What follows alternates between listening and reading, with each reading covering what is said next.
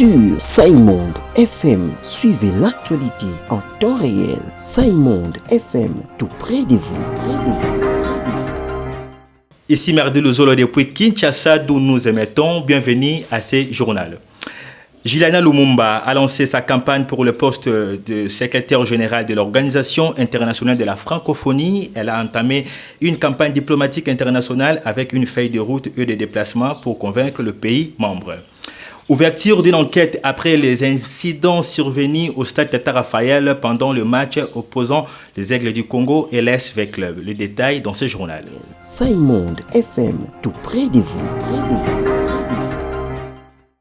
Je disais tantôt, Juliana Amato Lumumba a lancé sa campagne pour le poste de secrétaire général de l'Organisation internationale de la francophonie.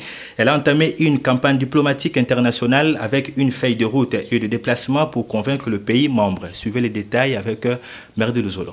Juliana Amato Lumumba a lancé sa campagne pour briguer le poste de secrétaire général de l'Organisation internationale de la francophonie. La RDC a officialisé sa candidature fin février 2026 et depuis mars 2026, plusieurs activités diplomatiques et médiatiques ont marqué le début de sa campagne internationale.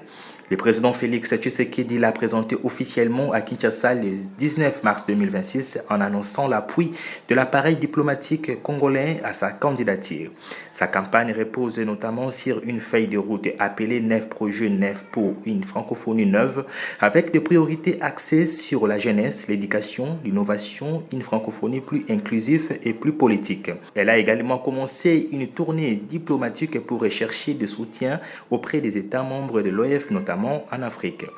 Elle fait face notamment à Louise Mushikiwabo qui cherche un nouveau mandat à la tête de l'organisation. En Afrique du Sud, une montée réelle des tensions xénophobes visant des étrangers africains, notamment des Congolais de la RDC, des Ghanéens, des Nigérias, des Zimbabwéens et autres migrants, des manifestations anti-immigration, des intimidations, des pillages, des commerces et parfois des agressions physiques ont été signalées ces dernières semaines dans plusieurs villes, notamment la ville de Durban, indique une ressortissante congolaise jointe par votre rédaction. Il y a le pays ici, il y a trop d'histoires qui se passent. On est en train de chasser les gens, on est en train de chasser les étrangers. Le Sud-Africain ne veut pas des étrangers encore. C'est grave, et surtout à Durban, c'est mauvais. Les choses sont en train de s'empirer à Durban. Mais à Djobourg, quand même, ça va. Et ici aussi, quand même, un peu. On n'est pas en train d'être chassé, mais on ne sait pas si ça va continuer ou pas. Mais beaucoup plus, c'est à Durban. C'est dans une autre province. Vous voyez, comme nous avons le Lubumbashi, Kinshasa, Goma, tout ça. Mais non, ça se passe à Durban, dans une autre province. Et là où il y a des Zoulous, et comme ici, les lieux de Zoulous, ils sont en train de faire des histoires là. Mais nous qui sommes ici à Cape Town, nous qui sommes à Djobourg, les gens de Djobourg, quand même un peu ça va. Mais les gens de Cape Town aussi ça va. Mais ils ont dit qu'ils vont commencer aussi à Cape Town le vendredi demain, ou bien le dimanche, ou bien le samedi. Les 2 jours là, c'est le jour qu'ils vont commencer à faire leur bagarre. Et on prie Dieu que la paix soit. Les Sud-Africains n'aiment pas travailler, les Sud-Africains sont de fainéants, mais seulement ils sont à se lever et dire qu'on est en train de prendre leur travail. Notez que certains groupes sud-africains demandent aux étrangers africains de quitter le pays avant le 30 juin 2026. Saïmonde FM, tout près de vous.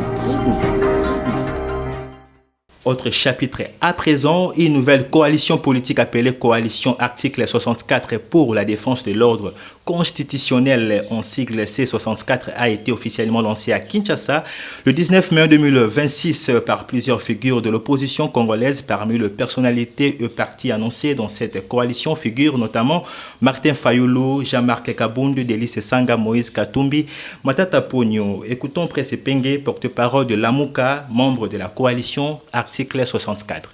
C64, une coalition pour protéger la Constitution en mettant en mouvement l'article 64 de la Constitution qui dit que le peuple doit s'élever pour mettre un terme à tout celui qui tente de prendre le pouvoir par la force ou de l'exercer par la violence. Mais c'est Félix Tshisekedi est à 2 ans de l'affaire de son second et dernier mandat acquis frauduleusement. Vous avez vu tous ces milliers de Congolais qui sont venus pour la sortie officielle de cette grande plateforme pour dire non au troisième mandat, non à la présidence à vie au Congo. S'il veut un troisième mandat, qu'il aille au Congo-Brazzaville, chez Sassou. S'il veut un quatrième mandat, qu'il aille en Ouganda. Les DAPA américains, c'est tout simplement dire que les Américains n'ont jamais demandé à M. Tshisekedi de changer la Constitution. Quelques heures après le lancement par l'opposition de la coalition C64 opposée à toute modification constitutionnelle, l'UDPS parti au pouvoir a annoncé également à son tour le lancement d'une coalition appelée Coalition de Congolais pour le changement de la Constitution, abrégée C4.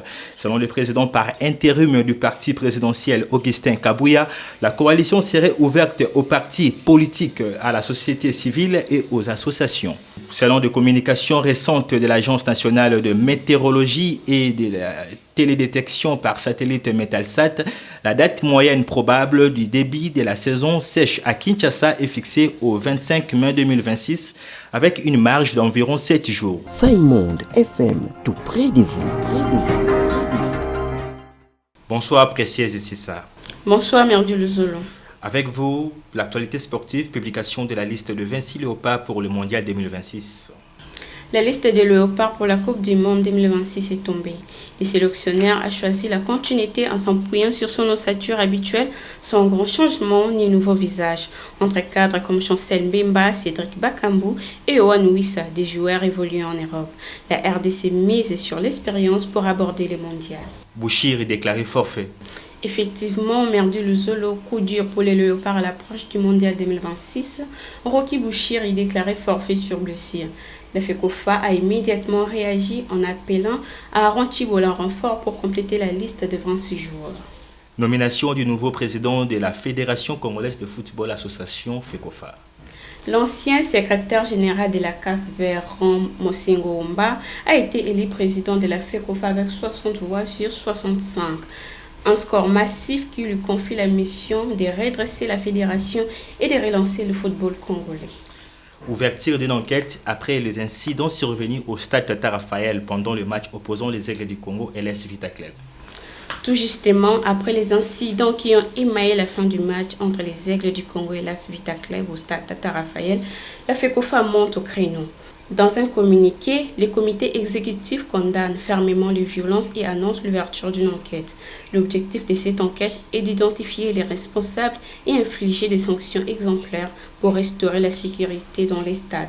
Entre-temps, la commission des disciplines de la LINAFOOT a sanctionné le club après l'arrêt du match provoqué par des troubles et l'envahissement du terrain par des supporters. Les sanctions comprennent notamment la perte du match par forfait, des amendes financières de $25,000, certains matchs à huis clos et l'obligation de réparer les dégâts causés au stade. Saïmonde FM, tout près de vous, près de vous, près de vous. Les dernières actualités avant de nous séparer, le bilan épidémiologique du virus Ebola donné par le ministère congolais de la Santé fait état de 746 cas suspects notifiés, 176 décès probables, 71 cas confirmés malades, 4 décès signalés parmi le personnel soignant. Des zones de santé touchées, on parle de la zone de Bunia, Rwampara, Mongwalu, Niakounde, Goma et la zone de Butembo.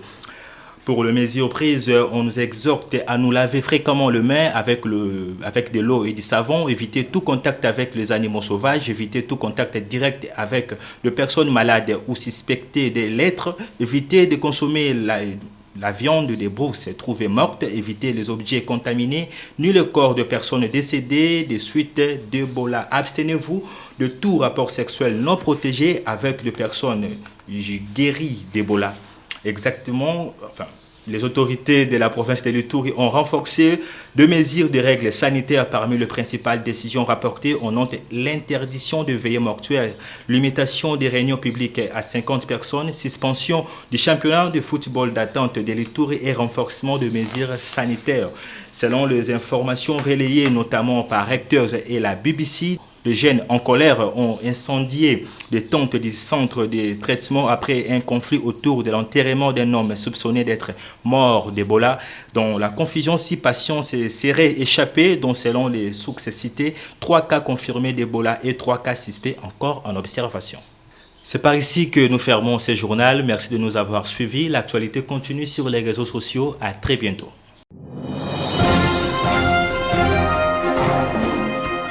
Sur Saïmonde FM, suivez l'actualité en temps réel. Saïmonde FM, tout près de vous.